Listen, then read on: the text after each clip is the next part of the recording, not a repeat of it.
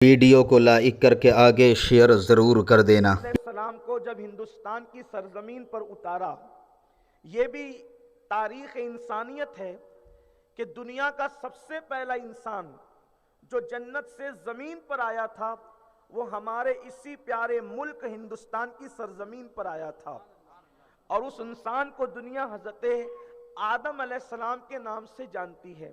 حضرت آدم علیہ السلام زمین پر آئے، پھر آپ کی بیوی سے آپ کی ملاقات ہوئی، اور پھر آپ کے بچے اور آپ کی اولاد کثیر ہر دن جو ہے وہ زمین پر پھیلتی چلی گئی۔ اس وقت تک انسان نشہ نہیں کرتا۔ نشے کرنے کی دو وجوہات ہوتی ہیں۔ نشہ کی عام طور پر دو وجوہات زیادہ ہوتی ہے۔ نمبر ایک، خوف کی وجہ سے انسان نشہ کرتا ہے۔ خوف کا مطلب آنے والے کل کے حوالے سے انسان سوچتا ہے کہ کیا ہوگا، جس کو آپ ٹینشن بھی کہہ سکتے ہیں۔ خوف ایک انسان کے دماغ پر غالب رہتا ہے، اور دوسرا شوق اور تعیشات کی بنیاد پر، عیش و نشاط کی بنیاد پر انسان نشہ کرتا ہے۔ دو چیزیں ہیں، ایک ٹینشن ہے اور دوسرا انسان کی فارغ البالی یا فارغ الحالی ہے۔ دو وجوہات عام طور پر بیان کی جاتی ہے، اور بھی اس کے بعد اس کی مزید آپ شاخیں کر کے اس کو ڈیوائیڈ کر سکتے ہیں، لیکن بنیادی طور پر دو چیزیں ہیں۔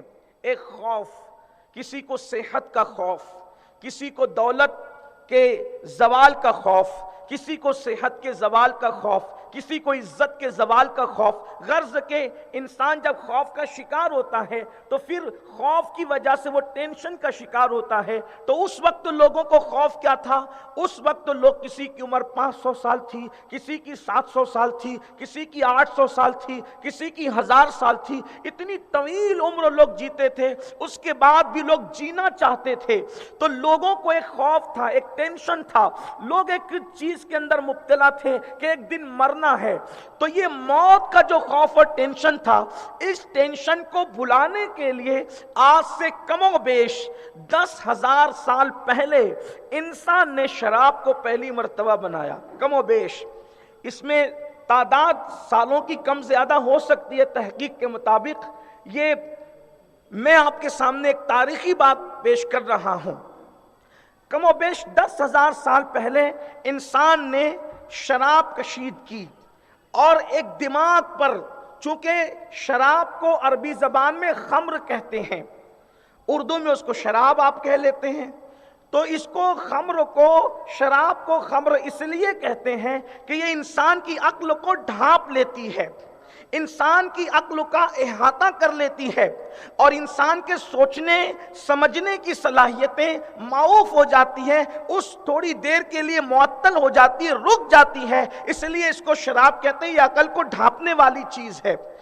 تو انسان نے موت کے خوف کو بھلانے کے لیے کم و بیش 10,000 سال پہلے نشے کی بنیاد رکھی، اور لوگوں نے نشہ کرنا شروع کیا۔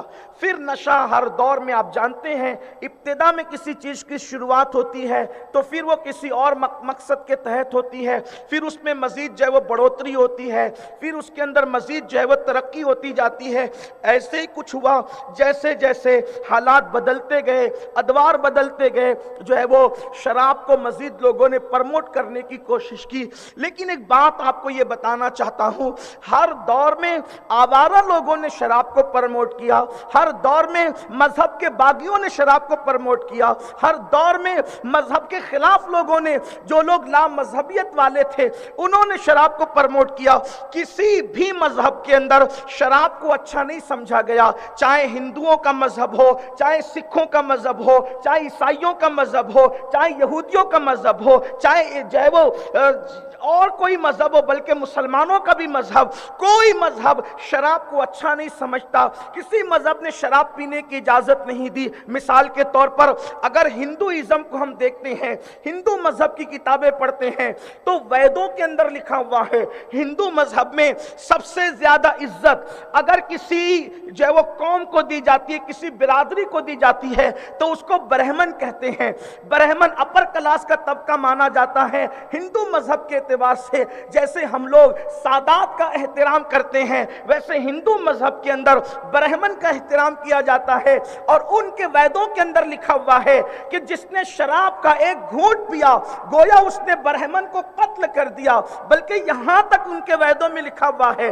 آپ اندازہ کریں ہم لوگ صرف یہاں مسلمان نوجوانوں کی فکر لے کر نہیں بیٹھے, اس لیے کہ ہمارا مذہب تو ہر قوم کا بھلا چاہتا ہے, ہر انسان کا بھلا چاہتا ہے, ہر جو ہے وہ انسان کے لیے جو ہے وہ راہ فراہم کرتا ہے ترقی کی. اللہ اکبر. آپ اندازہ کریں کتنی سخت بات ہے. اگر اس قوم کے جوان بھی میری بات سن رہے ہیں کہ برہمن کو قتل کرنا جتنا بڑا پاپ ہے شراب پینا اس سے بڑا پاپ قرار دیا گیا ہے. یہ ہندو مذہب کی کتابوں کے اندر موجود ہے. ویدوں میں جو پرانے وید ہیں آپ اس کو دیکھ سکتے ہیں. تو میرے آقا صلی اللہ علیہ وآلہ وسلم کے دیوانوں ہر دور کے اندر شراب کی شریف لوگوں نے مخالفت کی.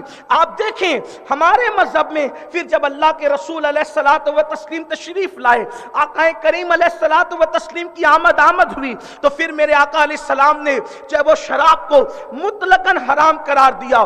وہ جو ہزاروں سال سے شراب, شاعری اور شباب یہ تین حسن ایک ساتھ چلے آ رہے تھے, اللہ کے رسول علیہ السلام نے جو ہے وہ شباب نسواں کو جو ہے وہ حسن خدا کے تصور سے تبدیل فرما دیا اور بتایا اپنے جیسے کسی انسان سے نفسانیت کے ساتھ محبت کرنے والوں جس نے حسن کو پیدا کیا ہے اس حسن ازلی سے محبت کرو. اور اس کے بعد پھر دوسری شین جو شاعری کی شین تھی اس شاعری کی شین کو مدحت مصطفیٰ کی شاعری کی شین میں میرے نبی نے تبدیل فرما دیا اور بتایا کہ غزل میں کسی کے زلف رخسار کی باتیں کرنے کی بجائے مصطفیٰ کی زلف واللیل کی باتیں کرو, مصطفیٰ کے رخ والضحیٰ کی باتیں کرو, مصطفیٰ کے کمال با کمال کی باتیں کرو. ان حسینوں کا ذکر نہ کرو جو حسین جو ہے اللہ اکبر قتل غارت گری کا سبب بنتے ہیں. اس حسن کی بات کریں جس نے اوس و خزرج کی جو ہے وہ صدیوں کی جنگوں کو ختم کر کے انہیں عقد مواخات میں پورا دیا. وہ ہنسی کیا جو فتنے اٹھا کے چلے, وہ ہنسی کیا جو فتنے اٹھا کے چلے, ہاں ہنسی تم ہو فتنے مٹا کے چلے. اللہ اکبر. پھر وہ جو شراب کی جو شین تھی اللہ اکبر اس کو شراب محبت کی شین میں تبدیل کر دیا گیا اور انسانوں کو شیر و شکر بننے کے لیے جو ہے ایک پیغام دے دیا گیا. قرآن مقدس نے شراب کو اس شان سے حرام کیا, یا ایھا الذین آمنوا انما الخمر والمیسر والانصاب والازلام رجس من عمل الشیطان فاجتنبوہ لعلکم تفلحون. اے ایمان والو شراب سے بچو, انما الخمر شراب سے بچو, جوے سے بچو, بت پرستی سے بچو, اور تیر جو پاسے ہیں ان سے بچو. یہ شیطانی کام ہے. رجس من عمل الشیطان. شراب پینا اور جوا کھیلنا قرآن کہتا ہے یہ شیطانی کام ہے, یہ کام انسان نہیں کر سکتا. ویڈیو اگر اچھا لگا ہو تو لائک کر کے آگے شیئر ضرور کر دینا.